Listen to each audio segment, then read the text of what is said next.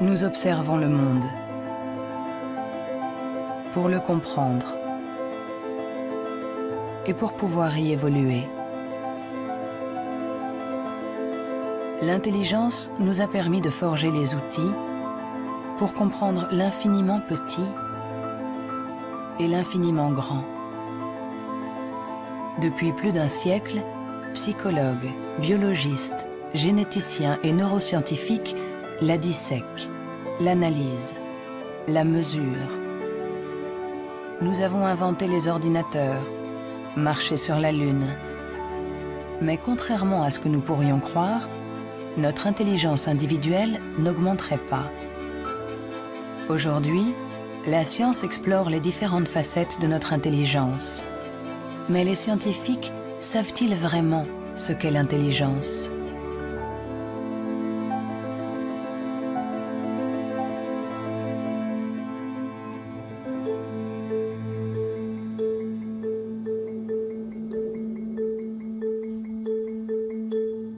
L'intelligence, c'est faire le lien. Assembler différents éléments pour trouver une solution. Pour la comprendre, il faut réussir à la fractionner, en isoler toutes les composantes. Les chercheurs se sont donc penchés sur ces différentes facettes.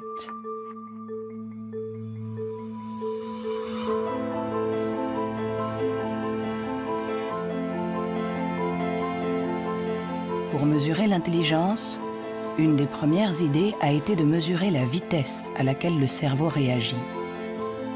C'est cette méthode que le professeur Teni Januis a utilisée.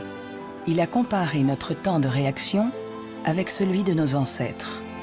Et les résultats de son étude ne sont pas en notre faveur.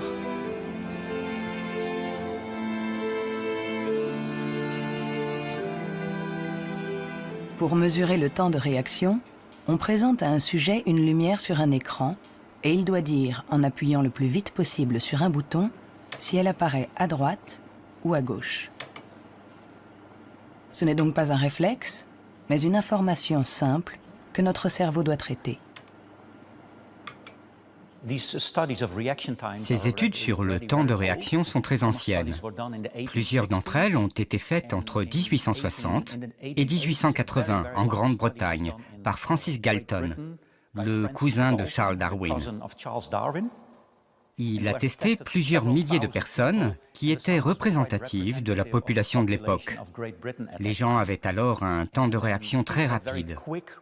Nous avons donc cherché des études comparables qui auraient été faites durant les 120 dernières années. Et nous en avons trouvé une quinzaine. En les comparant, nous avons pu montrer que durant les 150 dernières années, les gens sont devenus de plus en plus lents.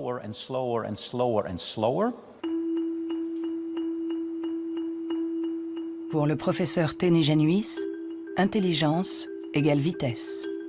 Et notre cerveau mettrait en moyenne 50 millisecondes de plus que celui de nos arrière-grands-parents pour traiter une information simple.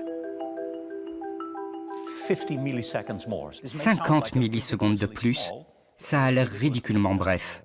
Mais quand on pense aux milliers de décisions que nous devons prendre chaque jour, si vous êtes un tout petit peu plus lent pour chaque décision, ça peut avoir des conséquences très importantes. Le professeur Teni Januis est convaincu que nous sommes moins intelligents qu'au XIXe siècle.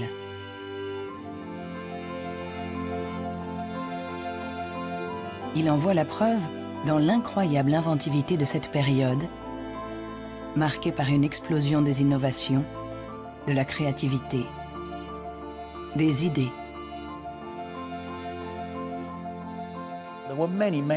Il y a eu énormément de fantastiques innovations au XIXe siècle. Des études ont montré que le nombre d'inventions par habitant était 4 fois plus important qu'aujourd'hui.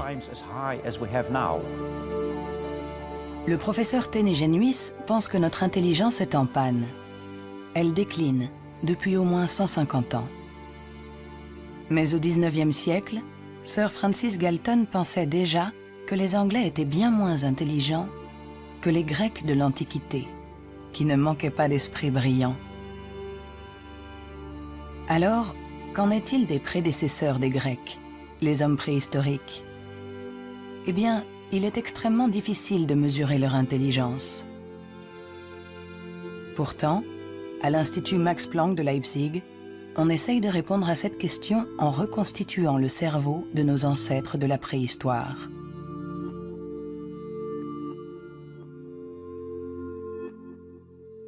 La paléoneurologie, c'est une science très très frustrante, puisque son objet, j'allais dire, quasiment n'existe pas. On n'a pas de cerveau fossile. Ce qu'on a essentiellement, c'est la boîte dans laquelle ce cerveau était contenu.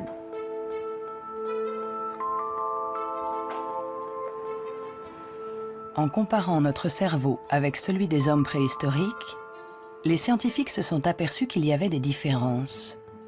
Des différences de forme, mais aussi des différences de taille.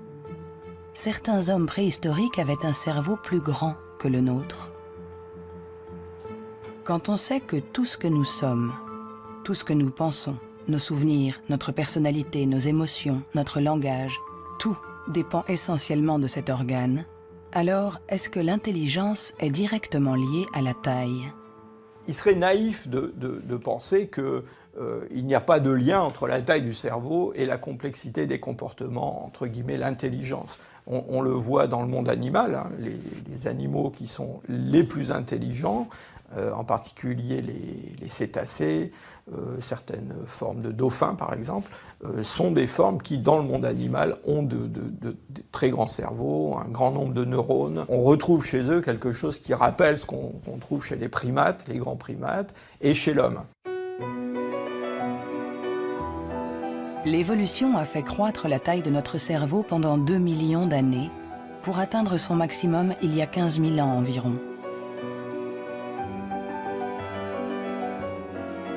L'homme de Cro-Magnon, qui a peint les murs de la grotte de Lascaux il y a quelques 17 000 ans, était un Homo sapiens, comme nous.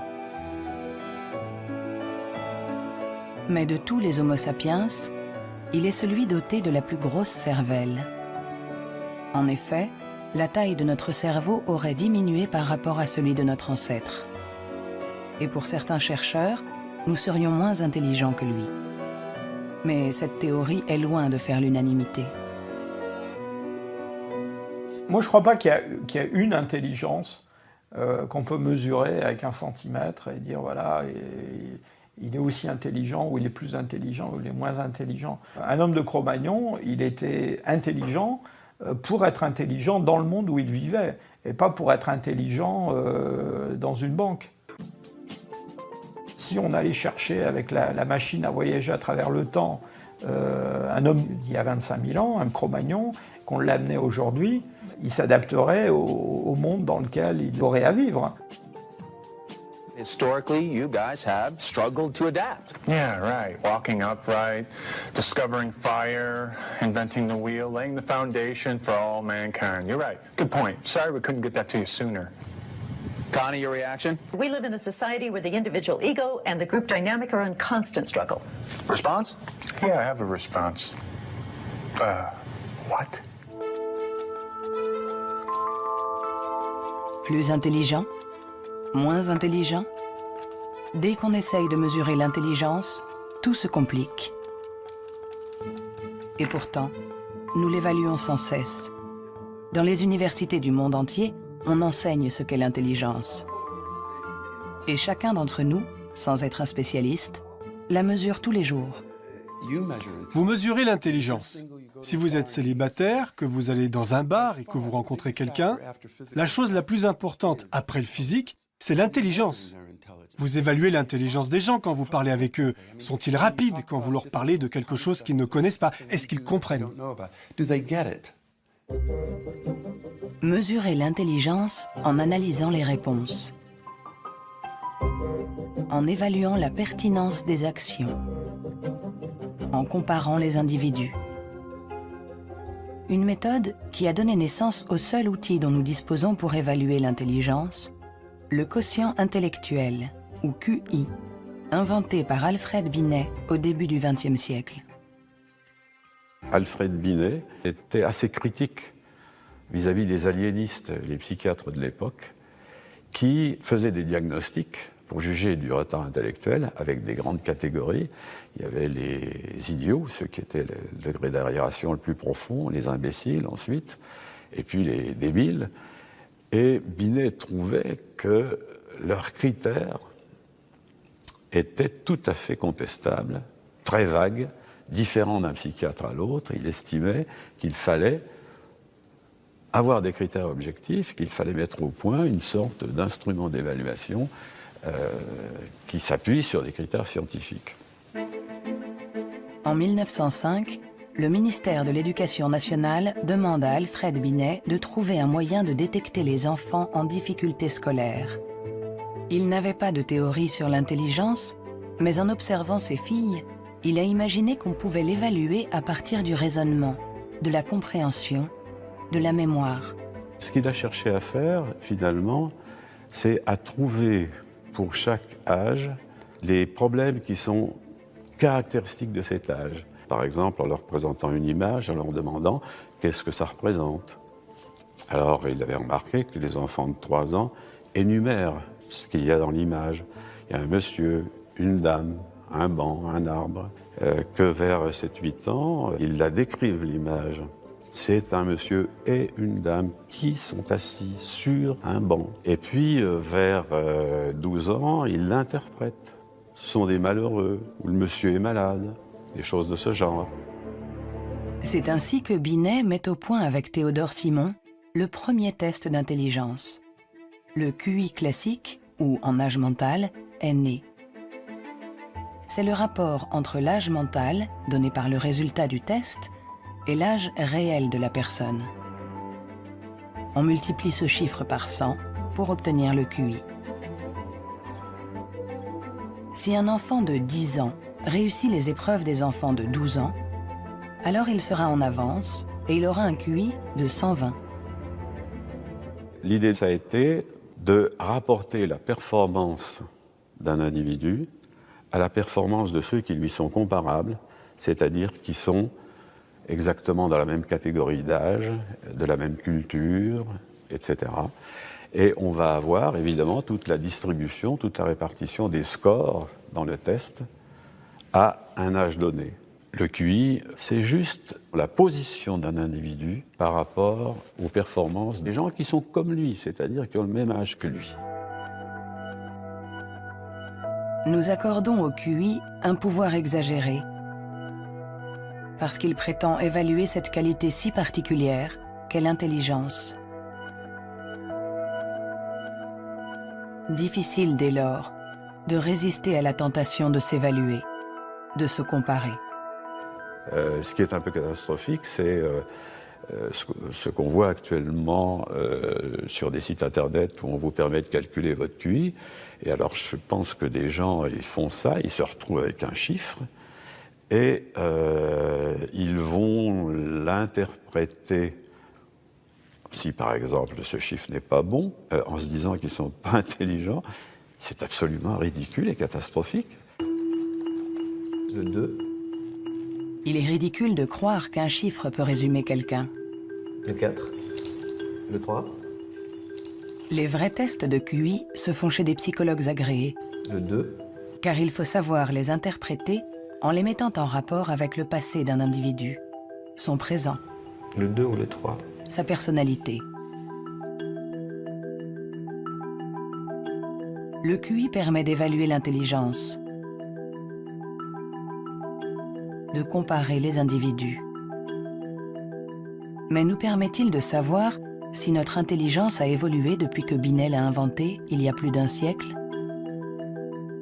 Réussissons-nous mieux aujourd'hui les tests de QI?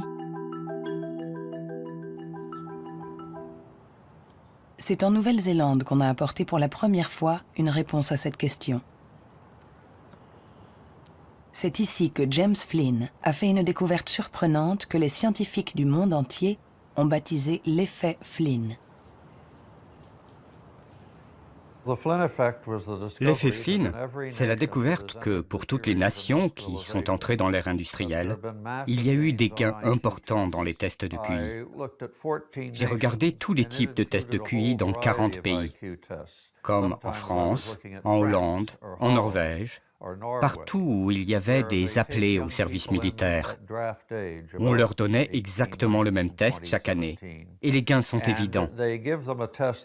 Il y a 1 ou 2 générations, les gens avaient en moyenne 30 réponses justes sur 60, alors qu'aujourd'hui, ils en ont 45.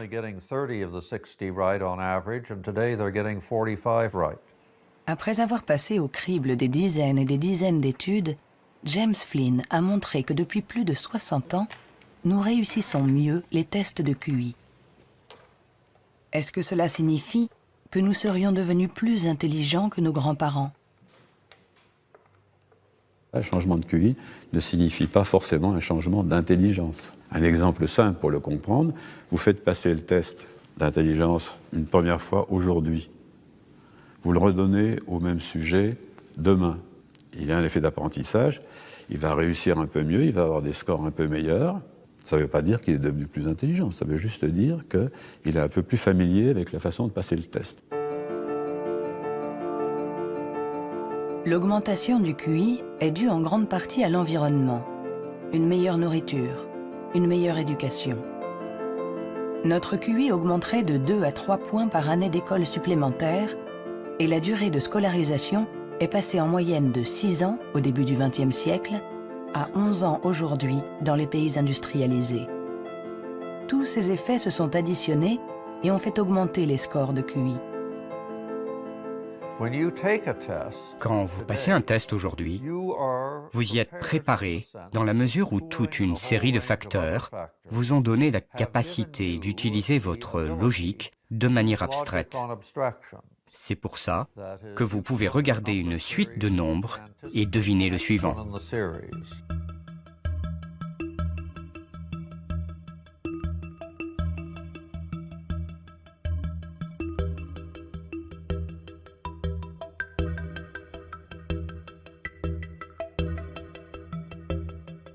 Avec l'intelligence, il ne faut pas se fier aux apparences.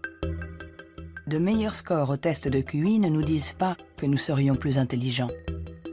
Nous sommes juste mieux préparés pour réussir des tests de QI. Notre intelligence est comme un muscle que nous avons entraîné pour en exprimer tout le potentiel. Mais à force de nous entraîner, nous avons peut-être atteint nos limites. Les chiffres le prouvent. Après des décennies d'augmentation, les résultats au test de QI plafonnent. Ils diminuent même dans certains pays, comme l'Angleterre, le Danemark ou la Norvège. L'augmentation du QI est un phénomène qui a duré un siècle. Mais tous les pays vont finir par voir un plafonnement de cette augmentation. L'école a fait le plein. C'est elle qui a offert la capacité de manier des concepts abstraits. Et à moins d'une révolution de la pédagogie, les bénéfices dus à l'école vont plafonner parce que presque tout le monde aujourd'hui est scolarisé.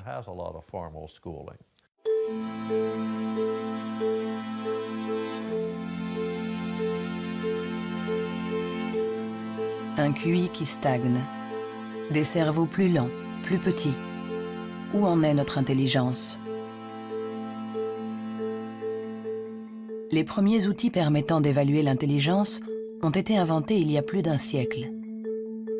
On s'inspire toujours des théories imaginées par Sir Francis Galton et Alfred Binet.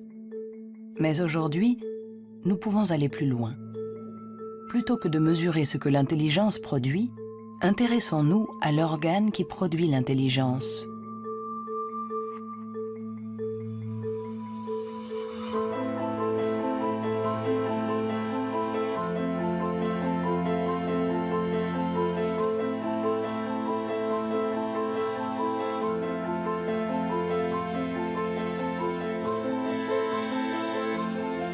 Richard Ayer est psychologue et neuroscientifique à l'Université de Californie, Irvine. Depuis plus de 30 ans, il essaie de savoir à quoi ressemble un cerveau intelligent. Grâce aux progrès faits par l'imagerie cérébrale ces dernières années, il cherche, avec son collègue le professeur Rex Jung, où, dans le cerveau, se niche l'intelligence. Nous regardons le cerveau de Richard Ayer, un très joli cerveau. Le docteur Ayer est une personne brillante, intelligente, et nous voyons toutes les régions qui sont le support de son intelligence.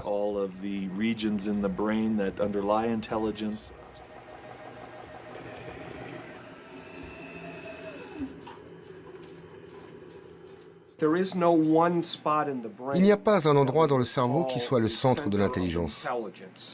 Les gens pensaient qu'il y avait un centre de l'intelligence à l'avant.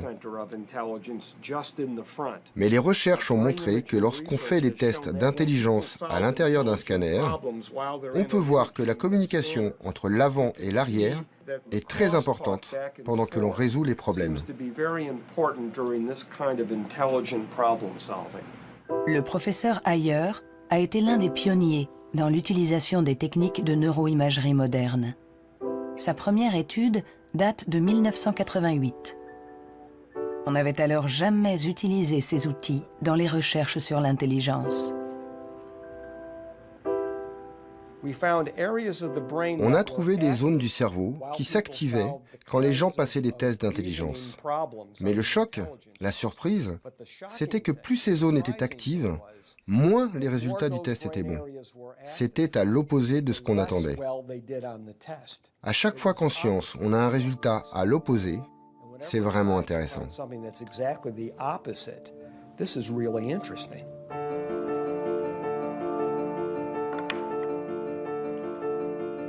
Un cerveau intelligent n'est pas un cerveau qui fonctionne plus, mais au contraire, un cerveau qui fonctionne moins. C'est ce qu'on appelle la neuroefficacité. Être intelligent, c'est résoudre un problème en faisant un minimum d'efforts.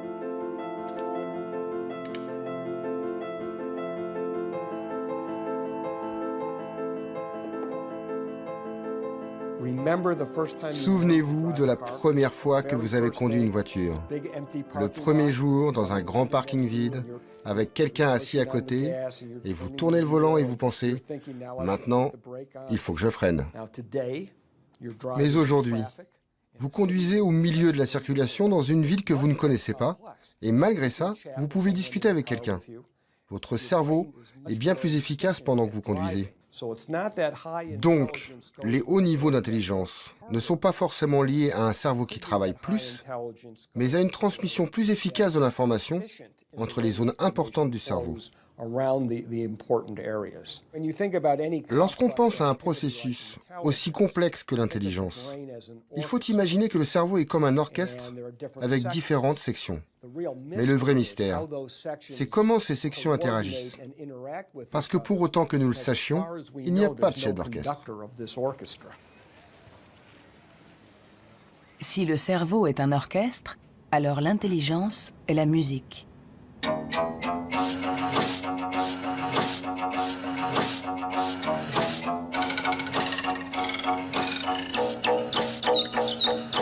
Nous commençons à déchiffrer la partition, mais nous ne savons toujours pas comment les musiciens parviennent à jouer ensemble. À l'université de la Sorbonne, le professeur Olivier Houdet est à la recherche de ce chef d'orchestre. Pour le trouver, il mesure l'activité électrique du cerveau pendant que des enfants résolvent des problèmes. Ce qui l'intéresse, c'est ce qu'il appelle les bugs de l'intelligence. Si vous présentez à un enfant ce dispositif avec 1, 2, 3, 4, 5 babards écartés ou 5 babards resserrés, et vous demandez à l'enfant, y a-t-il le même nombre de babards au-dessus et en dessous, jusqu'à 6-7 ans, tous les enfants du monde vont vous répondre « Ah ben non, il n'y en a pas pareil, il y en a plus là parce que c'est plus long ». Le cerveau de l'enfant est donc piégé par l'intelligence, c'est-à-dire visio-spatiale, selon laquelle longueur est égale à nombre. Dans le cerveau, ça se traduit par le fait qu'on a des chemins neuronaux différents pour résoudre une même tâche.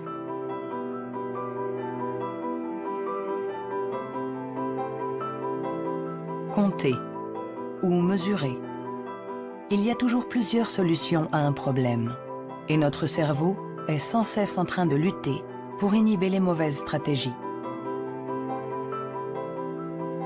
Nous, ce qu'on montre ici, et c'est ça la découverte et l'originalité de notre laboratoire, est que l'inhibition, c'est sans doute le processus clé et positif de l'intelligence, parce que c'est elle qui nous permet de résister à nous-mêmes, en quelque sorte. Résister à nous-mêmes, c'est apprendre à contrôler les interférences qui viennent perturber notre intelligence. Le test de Stroop est une des méthodes pour observer ces interférences. Il consiste à donner la couleur d'un mot, mais attention, sans le lire. Bleu, jaune, rouge, jaune, vert, rouge, vert, vert, rouge, vert, jaune, jaune, rouge, jaune, jaune, rouge. jaune, rouge, jaune, jaune, Rouge, vert, rouge, jaune, bleu.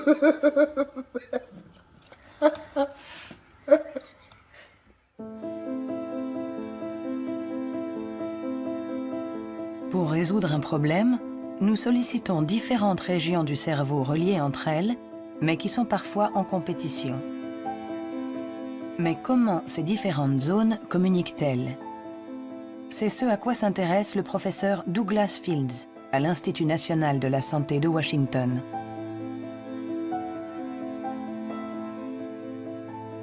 Le cerveau est fait de deux sortes de tissus, la matière blanche et la matière grise. Tout le monde a entendu parler de la matière grise. C'est là où se trouvent les neurones, sur une couche à la surface du cerveau. Mais en dessous, il y a des milliards de connexions, de câbles, des axones qui connectent les neurones. Et c'est blanc parce que ces axones ont une gaine isolante formée d'une membrane qui est de la myéline.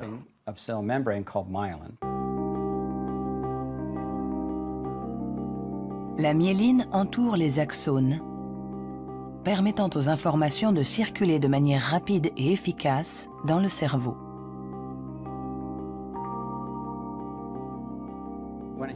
Quand un enfant naît, son cerveau n'est pas mature. Ses fonctions sont minimales. Un bébé ne peut quasiment rien faire. Il ne peut pas se nourrir, il ne voit pas vraiment, il ne sait pas marcher ni redresser la tête. C'est parce que notre cerveau est façonné en permanence par notre environnement. Et une des choses les plus intéressantes avec la myéline, c'est qu'elle se forme après notre naissance. La myéline est essentielle pour que l'information circule de manière efficace dans le cerveau. Elle est donc essentielle pour notre intelligence. Mais aujourd'hui, la formation de la myéline est perturbée. Barbara Demnex, endocrinologue au Muséum d'histoire naturelle de Paris, a montré comment notre intelligence est menacée par un des fléaux majeurs du XXIe siècle, la pollution. Quel que soit l'endroit où vous vivez dans le monde, vous allez être exposé à des centaines de produits chimiques qui vont interférer avec l'hormone thyroïdienne. Cette hormone est produite par la glande thyroïde qui se trouve à la base du cou chez l'homme. Elle est nécessaire au développement du cerveau depuis les premières étapes du développement du fœtus jusqu'à un âge plus avancé, comme le mien, pour assurer le maintien de fonctions, comme la myélinisation. L'Autorité européenne de sécurité des aliments a analysé 297 pesticides. Plus d'une centaine d'entre eux perturbent le fonctionnement de l'hormone thyroïdienne. Tout comme le bisphénol A, les PCB, les retardateurs de flamme. Des produits chimiques avec lesquels nous sommes en contact tous les jours. L'équipe de Barbara Demnex a montré qu'ils ont la particularité de bloquer les récepteurs spécifiques de l'hormone thyroïdienne sur chacune des cellules de notre cerveau. Et les effets sont considérables. Ce sont des preuves solides. On a regardé, les scientifiques ont regardé, les niveaux d'exposition chez les femmes qui ont des enfants. On a comparé différents niveaux d'exposition et on a vu que les niveaux les plus élevés étaient associés à une perte de 5 à 6 points de QI chez leurs enfants. C'est vrai que la plupart d'entre nous ne voient pas la différence, mais il est évident que 5 points de QI en moins peuvent faire une grande différence pour votre réussite scolaire ou votre réussite dans la vie. Et le simple fait de le savoir est vraiment troublant pour les parents.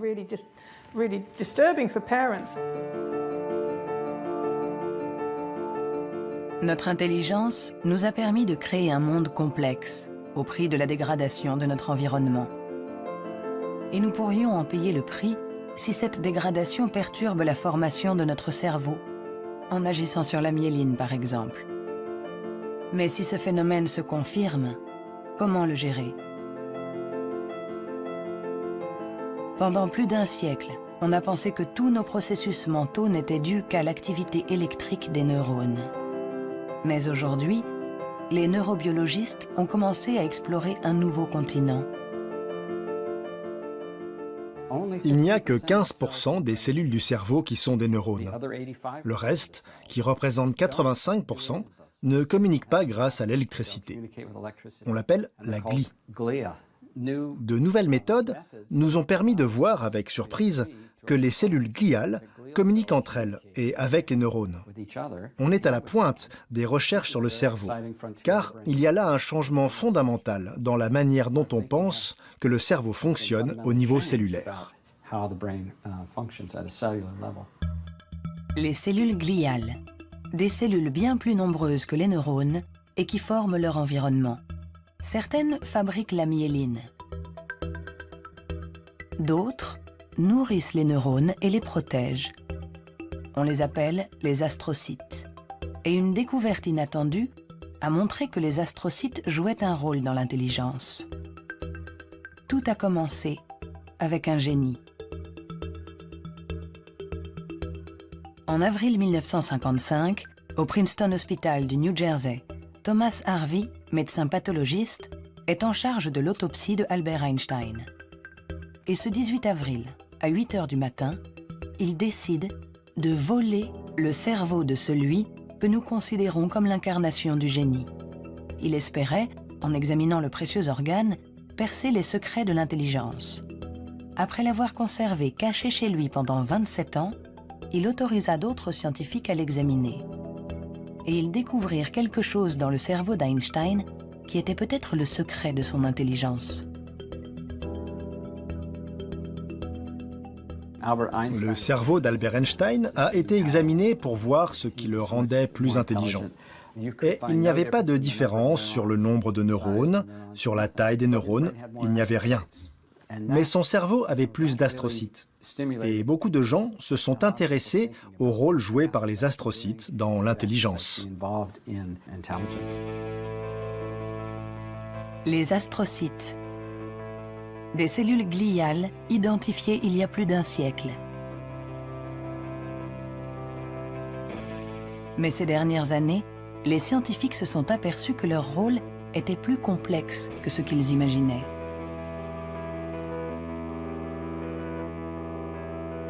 Les astrocytes servent à beaucoup de choses.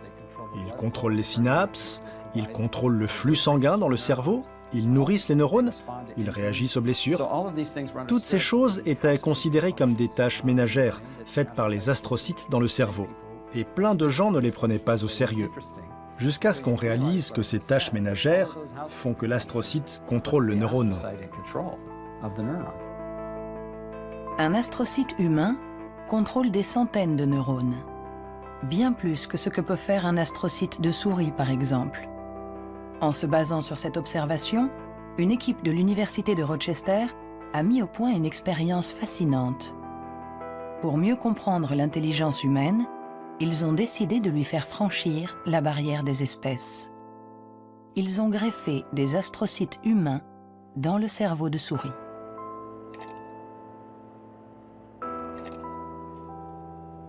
Nous avons effectué des greffes des astrocytes humains chez la souris. Et la greffe, littéralement, envahit tout le cerveau. Quand on regarde, par exemple, à l'âge de 1 mois après la greffe, on voit que la greffe est très discrète à l'endroit presque où on a greffé les cellules. Si on revient 1 an plus tard, tout le cerveau devient greffé On remplace littéralement toutes les cellules par les cellules humaines. On s'est rendu compte que ces souris sont plus aptes à avoir une meilleure mémoire et un meilleur apprentissage que les souris non greffées. Pour tester les capacités de ces souris au cerveau modifié, les chercheurs les ont placées dans un labyrinthe. Résultat, les souris greffées trouvent la sortie 2 fois plus vite que les souris non greffées. Cette expérience ne laisse plus la place au doute. Les astrocytes contribuent à favoriser la mémoire et l'apprentissage. Ils jouent un rôle clé dans notre intelligence.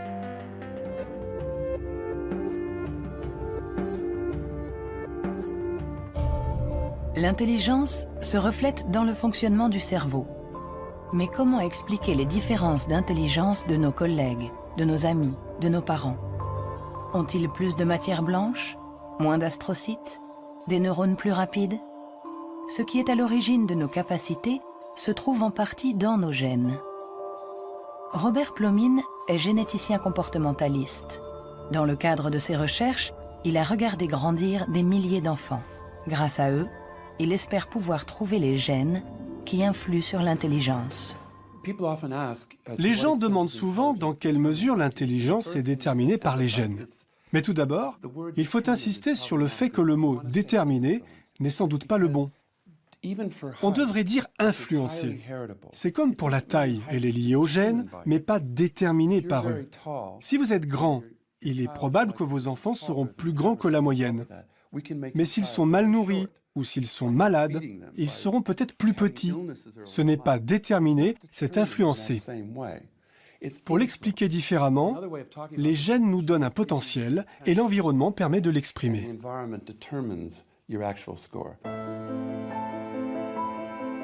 Pour comprendre les relations complexes entre gènes et intelligence, Robert Plomine fait passer des tests à des milliers de jumeaux. Les vrais jumeaux ont ceci de particulier que ce sont des clones. Ils partagent exactement les mêmes gènes.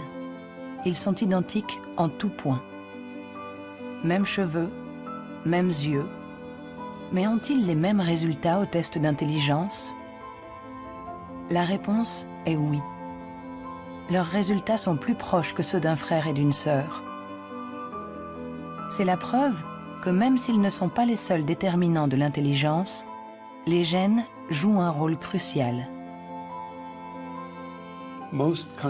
La plupart des pays dans le monde, plus de 100 pays, disposent maintenant de registres de jumeaux, car ils reconnaissent l'importance de la méthode des jumeaux pour estimer l'influence des gènes. La prochaine étape de nos recherches est d'essayer de trouver les gènes responsables de l'intelligence. Pour cela, Robert Plomine utilise des puces à ADN capables de détecter plus d'1 million de marqueurs génétiques.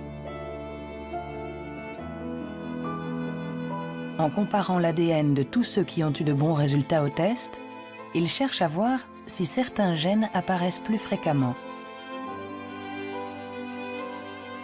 Mais l'identification précise de ces gènes s'est révélée beaucoup plus compliquée que ce qu'il espérait.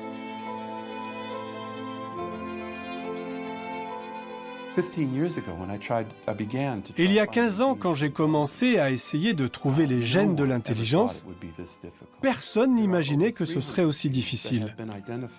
On a identifié plus de 300 gènes qui influent sur l'intelligence.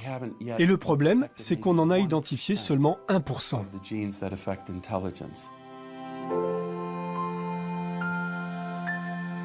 L'intelligence est influencée par l'interaction de plusieurs milliers de gènes. Ils forment un réseau d'une complexité inouïe, d'autant plus qu'ils produiraient des effets différents selon la région du cerveau où ils s'expriment. Avant, on imaginait le fonctionnement du cerveau en termes de zones. Cette zone gère le langage, celle-ci fait autre chose. Le corps calleux relie les hémisphères. Beaucoup de gens aujourd'hui ont réalisé que c'était une fiction, que le cerveau agissait de manière plus globale.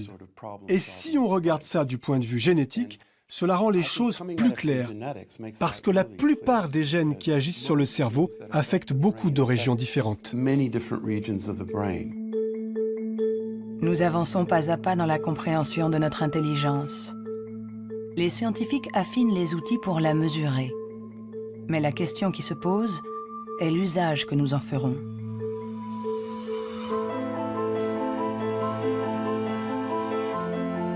L'intelligence est ce qui prédit le mieux notre niveau d'étude, notre emploi. Par conséquent, parler de l'intelligence de quelqu'un n'est pas anodin. On donne une valeur, on classe, on hiérarchise, avec tous les risques de dérapage que cela comporte. L'erreur de raisonnement, c'est de considérer que l'intelligence serait essentiellement héréditaire. Et ça a conduit effectivement à des dérives qui sont tout à fait ridicules, je dirais, absolument ridicules. Pour en donner un exemple, en 1924, je crois, une loi a été votée aux États-Unis qui restreignait l'immigration, qui mettait des quotas pour l'immigration, parce que dans les tests, ils avaient en moyenne des résultats moins bons. Et donc, ils étaient supposés être héréditairement moins intelligents. Il fallait qu'il en vienne moins aux États-Unis pour ne pas faire baisser la moyenne. On les accueillait, vous savez, dans Ellis Island, cette petite île qui est en face de New York, et pas mal d'entre eux ont été renvoyés, et notamment ceux qui, dans les années 30, commençaient à sentir la montée du nazisme, je pense aux Juifs de l'Europe de l'Est, par exemple, et qui ont été refoulés pour des raisons absolument idiotes. On a longtemps cru qu'on ne pouvait pas échapper à ses origines. Notre hérédité était supposée contrôler nos vies.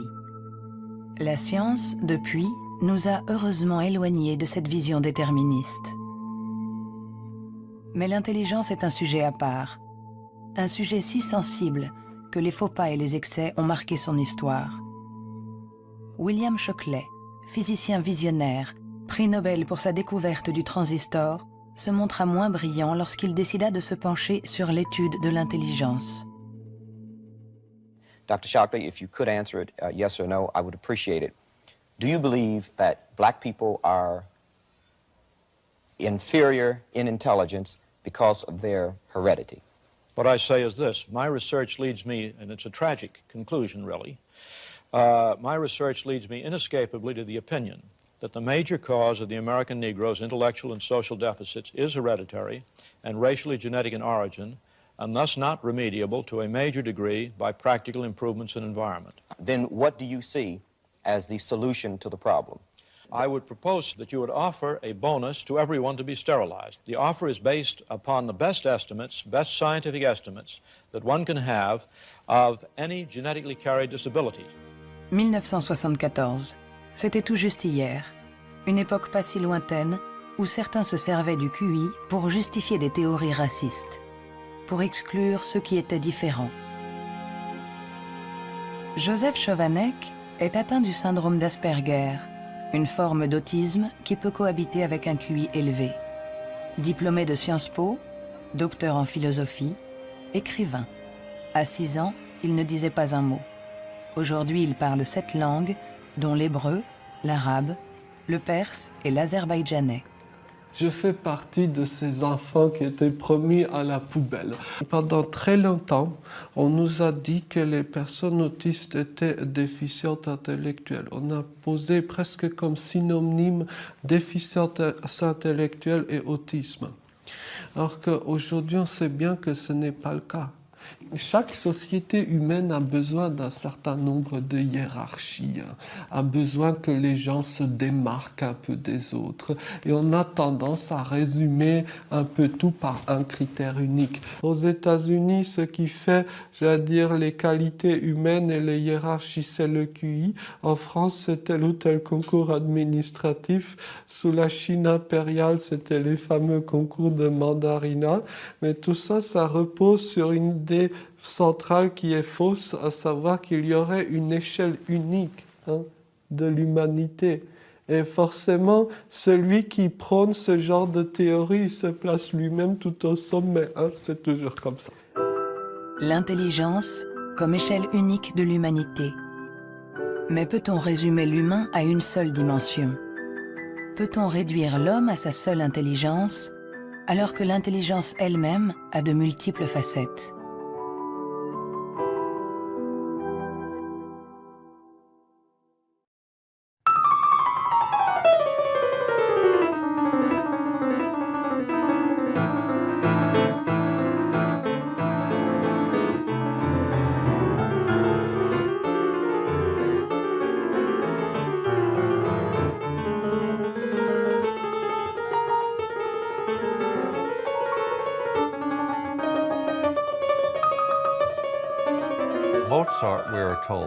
Mozart, dit-on, pouvait avoir à l'esprit une symphonie en entier. Si vous suivez une symphonie, vous devez suivre son développement dans le temps. Mais lui, il avait conscience de sa globalité. C'est un peu le même niveau de complexité que pour un mathématicien qui pense à 7 ou 8 formules et voit toutes les connexions possibles entre elles. Alors on peut toujours objecter. Est-ce que l'intelligence musicale est une forme d'intelligence? Ce n'est pas important. Ce qui est important, c'est que ça existe et que ceux qui l'ont n'ont pas obligatoirement de grand QI.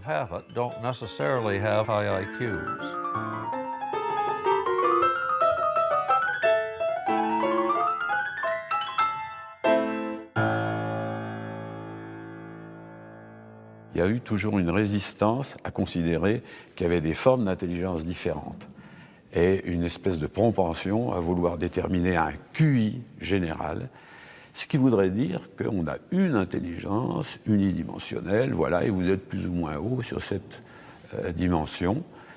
Et la conception contradictoire, c'est qu'il y a plusieurs formes d'intelligence et en réalité, vous pouvez être assez haut sur une des dimensions de l'intelligence, sur un de ses aspects, et puis assez bas sur un autre. Le débat est aussi ancien que les premières études sur l'intelligence. En effet, les scientifiques se sont aperçus que quelle que soit la méthode utilisée, ils n'arrivaient pas à évaluer l'intelligence avec une échelle unique.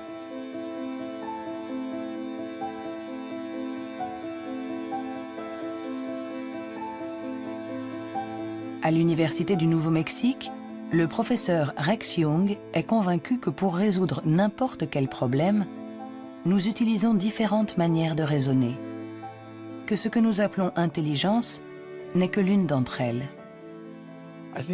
Je pense que la créativité est un autre mode de fonctionnement du cerveau. Je cherche à savoir si elle est différente de l'intelligence. Est-elle similaire? Est-ce que c'est la même chose ou bien est-ce différent? J'en suis arrivé à la conclusion que la créativité est un processus de raisonnement fondamentalement différent.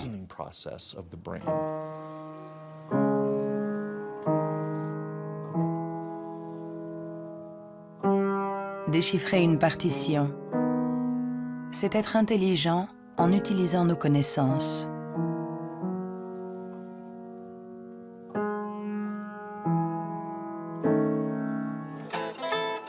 Improviser, c'est être intelligent en inventant, en étant créatif.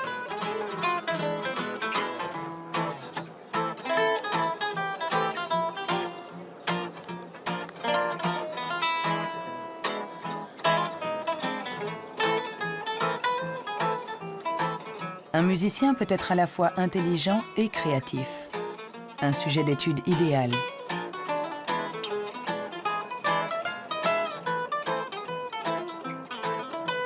Le professeur Jung a examiné de nombreux cerveaux pour savoir comment intelligence et créativité peuvent cohabiter. Je travaille sur l'hypothèse que ce sont des partenaires et qu'il y a deux réseaux différents dans le cerveau qui coopèrent pour nous permettre de raisonner. L'un est un type de raisonnement intelligent, l'autre est un type de raisonnement créatif. Je pense que les deux sont extrêmement importants. Nous sommes très proches de comprendre comment ils fonctionnent. Notre théorie est que le réseau de l'intelligence se situe plutôt à la surface du cerveau. Avec la créativité, les choses sont différentes. Elle dépend principalement du réseau du mode par défaut. Le réseau du mode par défaut est un réseau qui se trouve plutôt au milieu, à l'intérieur du cerveau. Et ces deux réseaux échangent en permanence des informations pour nous permettre de résoudre les problèmes posés par le monde qui nous entoure.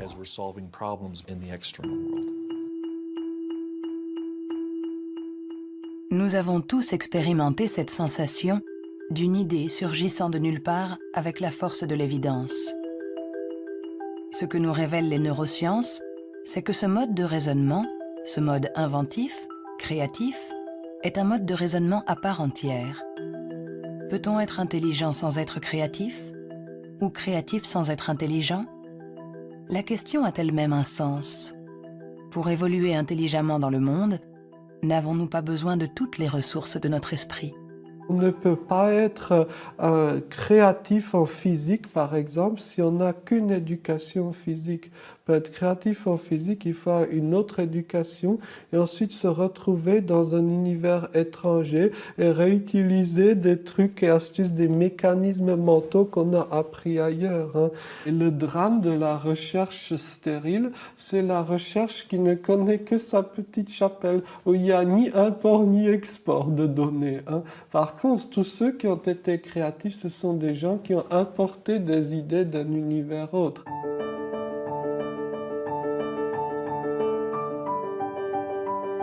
Les liens se tissent, le tableau se dessine.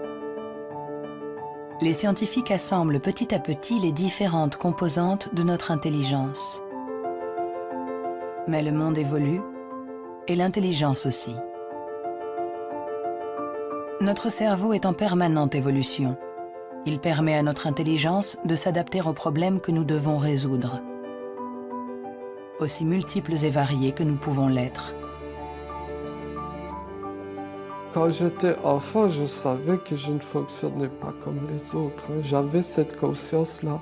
Cela m'a donné à réfléchir, cela m'a amené à imaginer le monde pluriel. Imaginez le monde où il n'y a pas un seul axe, que ce soit de classement ou de valorisation, mais un grand nombre d'axes. Et j'ai dit, la vraie intelligence du monde, n'est-ce pas de savoir réfléchir de façon plurielle, de savoir prendre en compte plusieurs grilles de compréhension du monde et non pas une seule. Le rôle de la science n'est peut-être pas de dire si nous sommes plus ou moins intelligents que nos voisins ou que nos ancêtres, mais de nous aider à comprendre comment notre cerveau fonctionne. On saura alors non seulement réparer notre intelligence, mais on saura aussi l'améliorer pour tisser des liens entre nous et la diversité de ce qui nous entoure.